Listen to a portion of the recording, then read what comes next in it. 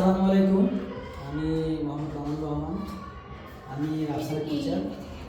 এখন আমরা এক্সপিএসসি বডি ফাংশনের কাজ করব রিইনফোর্সমেন্টের সাহায্যে। এটা কি? বাহ, হাই ফাই।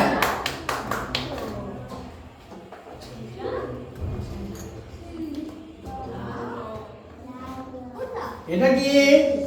বাহ, ভেরি গুড, হাই ফাই।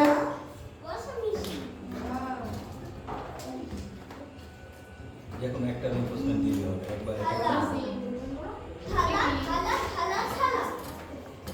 এটা কি? Very good, high ten.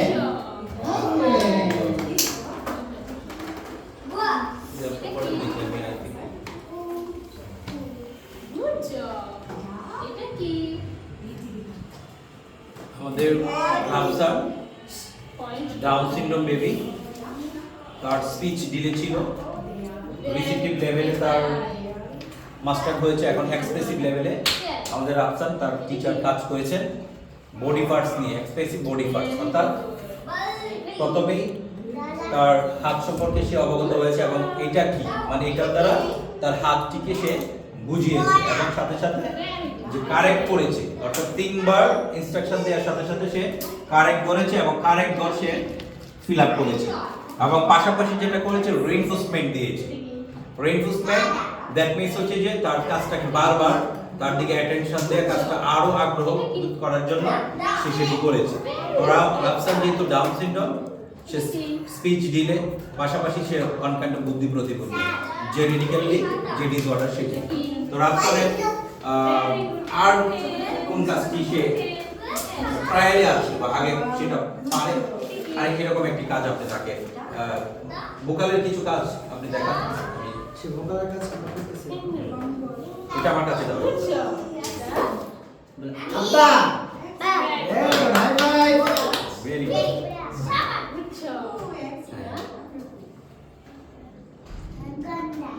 আব্বা, very good, high ten, high ten, high ten. আব্বা, ভেরি গুড, হাই ফাই। তো চমৎকার ভোকাল ইমিটেশন আলহামদুলিল্লাহ তার ডেভেলপ হয়েছে।